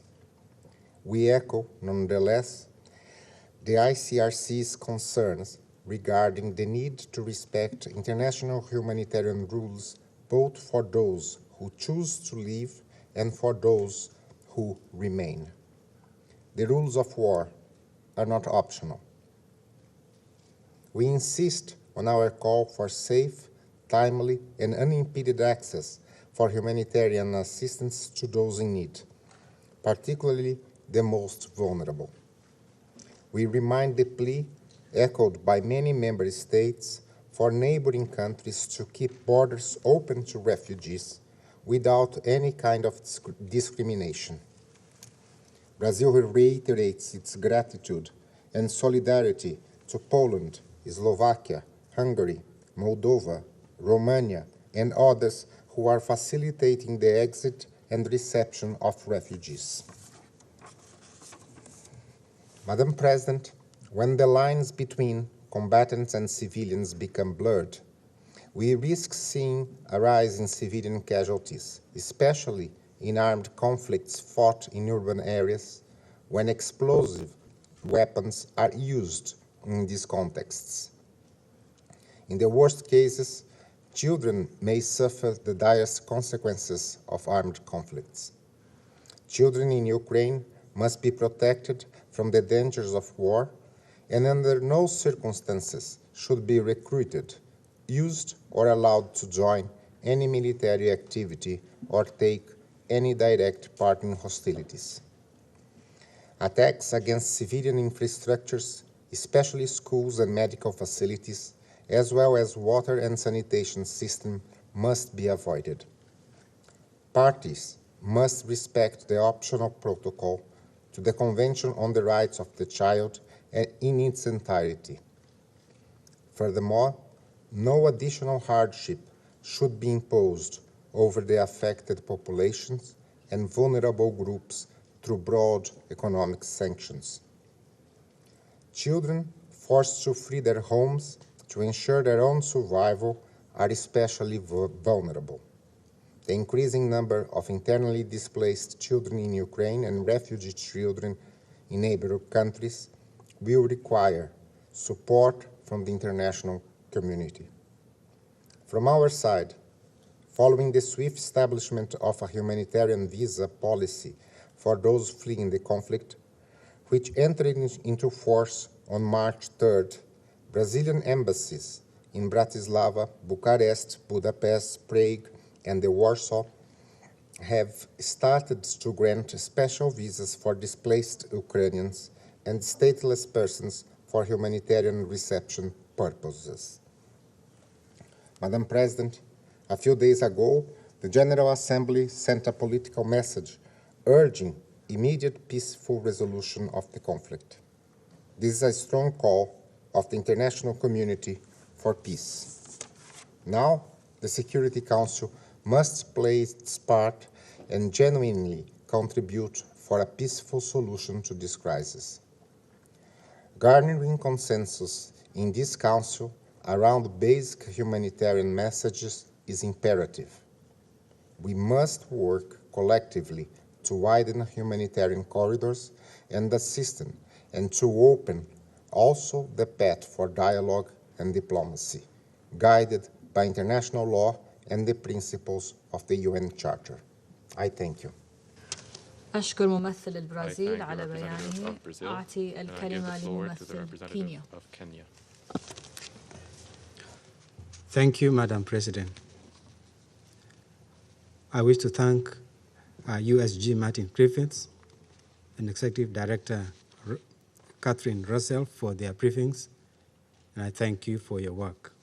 I also welcome the participation of the distinguished permanent representative of Ukraine.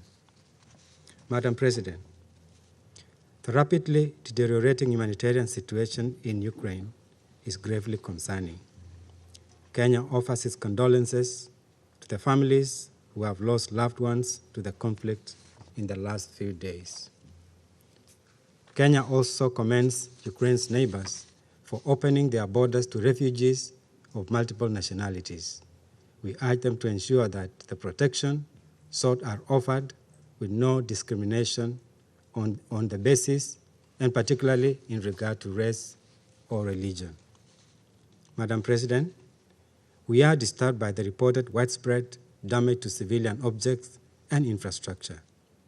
Kenya draws to the attention of the parties the need for them to comply with Security Council Resolution 2573 on protection of objects indispensable to the survival of the civilian population that was adopted by this Council in 2021. Madam President, Ukraine is a major producer of agricultural products that are key to assuring food security. The humanitarian impact of this conflict will be felt far beyond Ukraine because of the shock to the global food supply.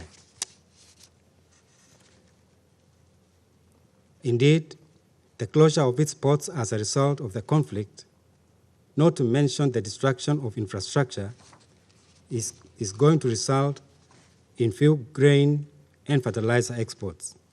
The resulting sharp prices increase are likely to plunge multiple countries into food insecurity and, as a result, possible political turmoil. In addition to Ukraine's key place in global food supply system being impacted by the conflict, the world will also suffer greatly from the unilateral and regional sanctions against the Russian Federation. We have previously urged that humanitarian and legal consideration be given to the impact on the Russian people of these sanctions. Now we must add our concern for the many, including in our own country, who will suffer all over the world.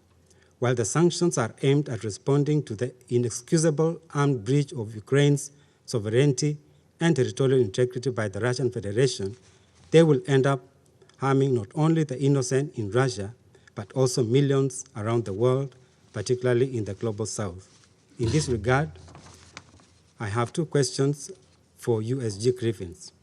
First, would you make public your assessments on the impact of the armed conflict in Ukraine and the sanctions against the Russian Federation on the humanitarian situation in other countries, particularly in regard to food security? Second, what are the preventive actions that can be taken by the UN and the Security Council to ensure that the shock to the global food supply system does not translate to new crises? I wish to welcome the joint commitment by Ukraine and Russian Federation to establish humanitarian corridors for the safe passage of civilians and humanitarian supplies. However, during this past weekend, the humanitarian corridors have failed. We hope that the humanitarian corridors, particularly from Sumy, will be open to all foreign nationals and civilians tomorrow. Civilians and foreign nationals are not party to the conflict and must be protected at all times. They are not and must not be a target. We strongly urge both parties to ensure their safe passage. We commend the United Nations and its partner agencies for their continued efforts to provide humanitarian assistance. In particular, we welcome the identification of 4 humanitarian hubs in Lviv, Phoenicia, Uzhhorod, and Genevsky. Ultimately, Madam President, the only way out of this crisis is for a ceasefire and dialogue to protect Ukrainian sovereignty and shape a stable European security order. I close by reiterating Kenya's recognition of the sovereignty, territorial integrity, and political independence of Ukraine. I thank you. أشكر ممثل كينيا على بيانه. أعطي الكلمة لممثلة غانا. Thank you, Madam President. I would like to thank you for convening today's session. I would also like to express my delegation's appreciation to the UNICEF Executive Director, Ms. Catherine Russell, for highlighting the impact that the conflict has had on children in Ukraine. Let me also thank Under-Secretary General Martin Griffiths for the updated situational report on the humanitarian crisis in Ukraine. Ghana is alarmed at the exponentially high levels of the humanitarian crisis in Ukraine since this Council's first consideration of the matter on February 28 this year.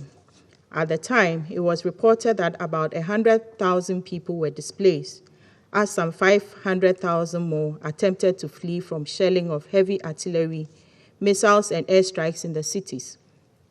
Today, and only a week later, nearly 1,200 casualties have been recorded since the start of the conflict. 1.7 million people have fled the cities of Ukraine to neighboring countries, and some 160,000 have been internally displaced. What remains unchanged, however, are the principles and the responsibility to ensure the protection of all persons suffering under the weight of the raging conflict in Ukraine. We must therefore uphold the legitimacy of the international norms of the Geneva Conventions and the additional protocols that require of conflicting parties a duty to preserve the sanctity of human life by taking necessary precautions to spare the lives of civilians and avoid the destruction of civilian infrastructure during the time of war. All member states are duty-bound to comply with their international law obligations, international humanitarian law, and human rights law. Failure to do so constitutes serious violations which cannot and must not be ignored. It is regrettable that the agreement reached between the two sides for the creation of humanitarian corridors for safe evacuations and the safe passage of food and medicines did not hold. We join other members of this Council in reiterating the call for a humanitarian pause to allow the evacuation of civilians, especially in the cities of Mariupol and Kharkiv, where intense military operations are ongoing.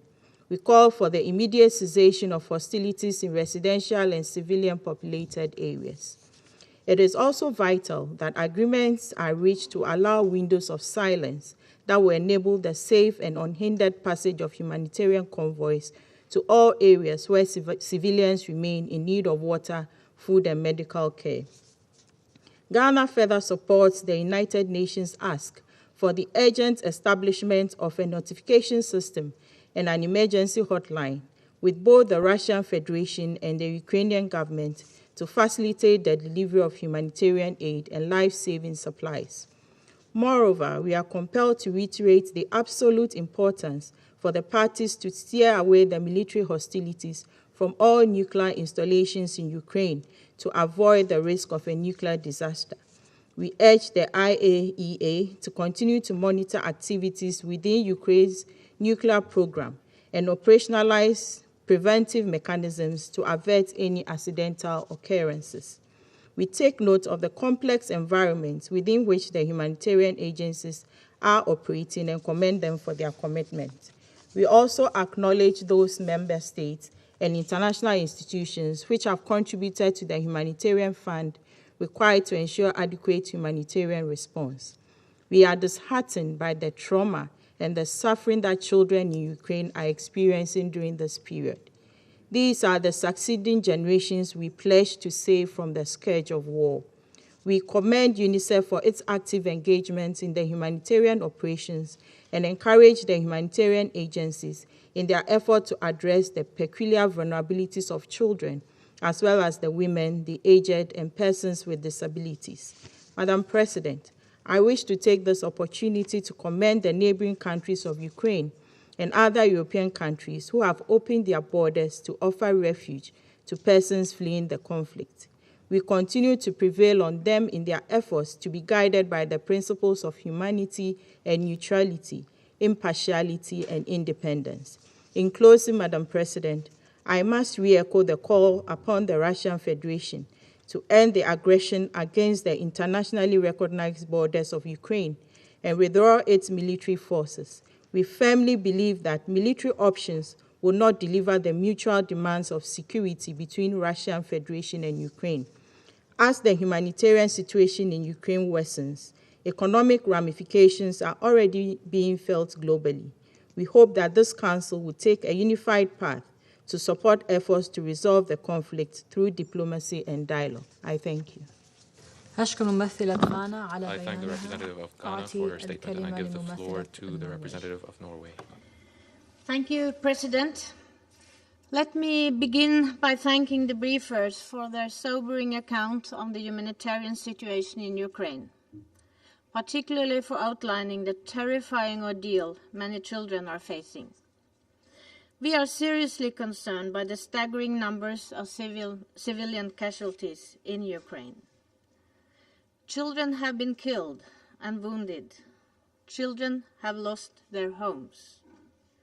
Let me underline that Russia, and Russia alone, bears the sole responsibility for this humanitarian crisis. The Russian aggression against Ukraine must stop now. Troops must be withdrawn immediately.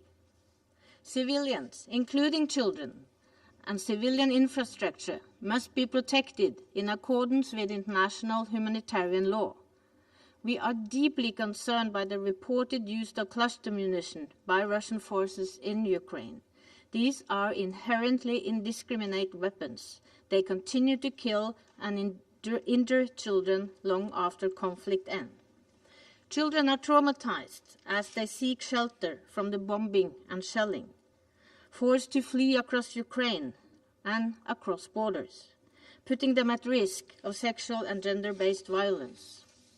We are deeply concerned about unaccompanied children separated from their families. Every effort must be made to restore family links and trace missing persons.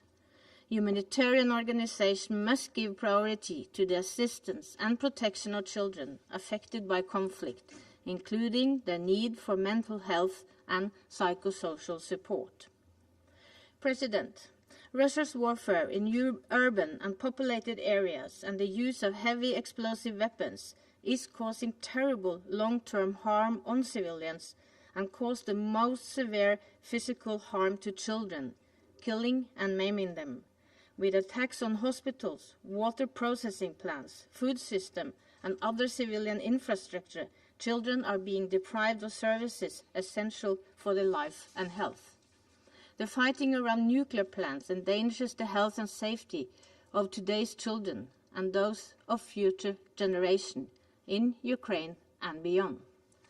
And schools are under attack.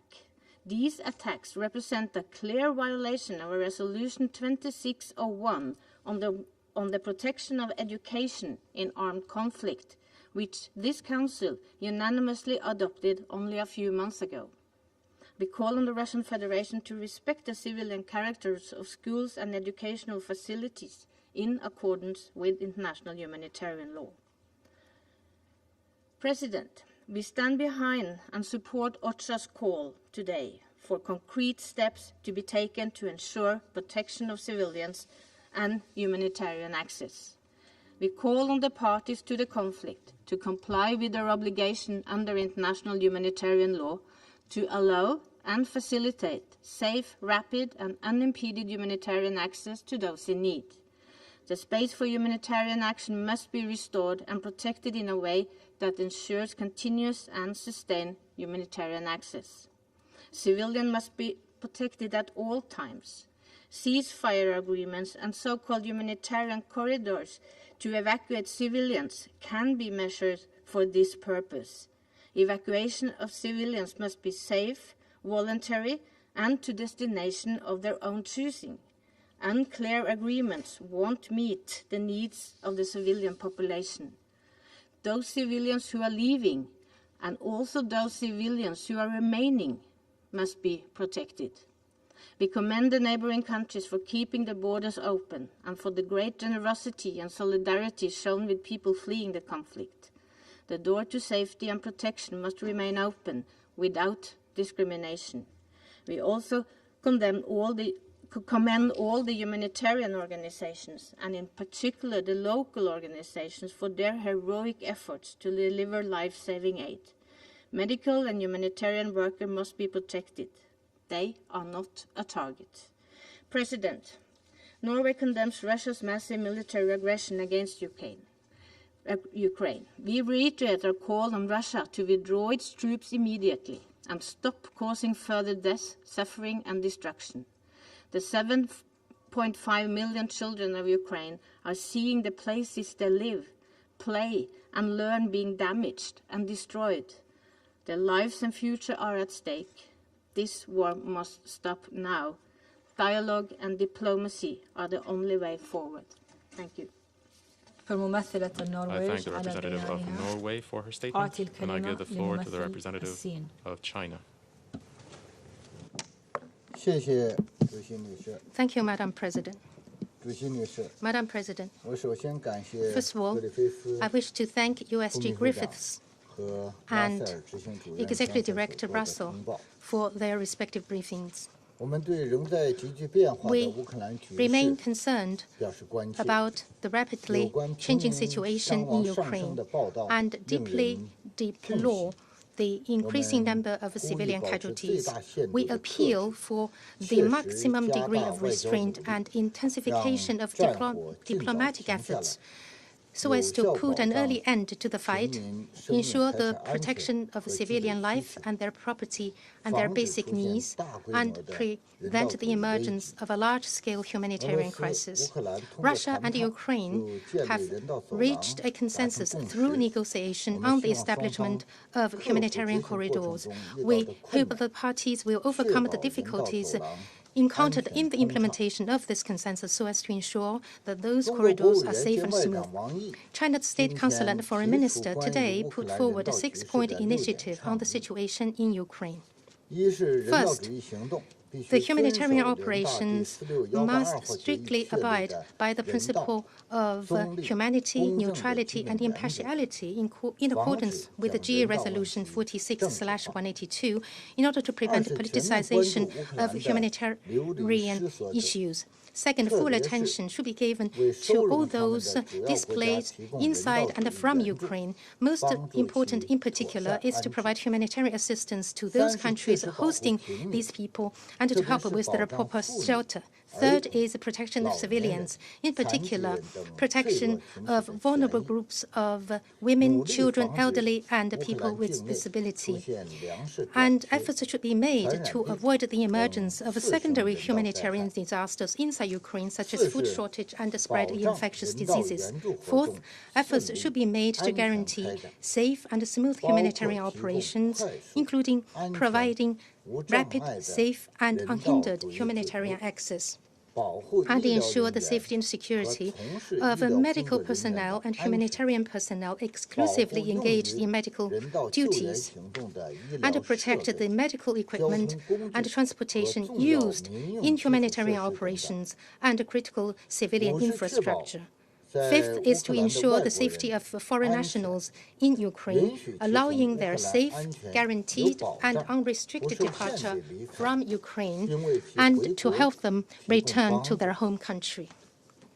Sixth is to support United Nations' coordinating role in channeling humanitarian assistance in Ukraine, and to support the work of the United Nations Crisis Coordinator for Ukraine. During the course of organizing Chinese nationals seeking refuge and evacuation, we have received friendly assistance from the government and different sectors of society in Ukraine, and countries including Russia, Moldova, Romania, Poland, Hungary, Slovakia, and Belarus have also provided valued support. Here, we wish to express our heartfelt thanks to the government and people of these countries. Madam President, that the situation in Ukraine has deteriorated to where it is today is due to a combination of complex factors. To resolve complex issues, what is required is calm and reason, rather than adding fuel to the flame, which will only lead to escalation. To resolve the crisis in Ukraine, it is imperative to abide by the principles and the purposes of the UN Charter, respect and ensure the sovereignty and the territorial integrity of countries, and to abide by the principle of indivisibility of security and address reasonable security concerns of the parties concerned. It is imperative to stick to dialogue and negotiation and find a resolution to the dispute through peaceful means. Any action that is conducive to easing the situation and a political settlement will receive China's support. Any action that is not conducive to promoting a diplomatic solution, and which in essence means fanning and fueling the flame leading to escalation, will be met with China's opposition. We are deeply concerned at the intensifying unilateral sanctions. Sanctions are not an effective means to finding lasting solution to the issue in question. On the contrary, they will create disastrous humanitarian consequences, and their spillover effect will only create damage and loss to other countries. Importing offensive weapons into Ukraine and sending mercenaries may further worsen the situation and create more and bigger risks. China will continue to speak for peace and to work for peace. We encourage Russia and Ukraine to continue with their direct negotiations, and we express the hope that their talks are fruitful where peace can be created. China has always been committed to creating peace through negotiations. On the second day of the conflict, in an arranged phone call with President Putin, President Xi Jinping already expressed his wish that Russia and Ukraine will hold peace talks as soon as possible, to which President Putin responded positively. China is also willing, when the time requires, to join the international community to carry out necessary good offices. We also encourage the United States, NATO, EU to carry an equal dialogue with Russia and to face up to the antagonism and problems that had been accumulating for years, and pay high attention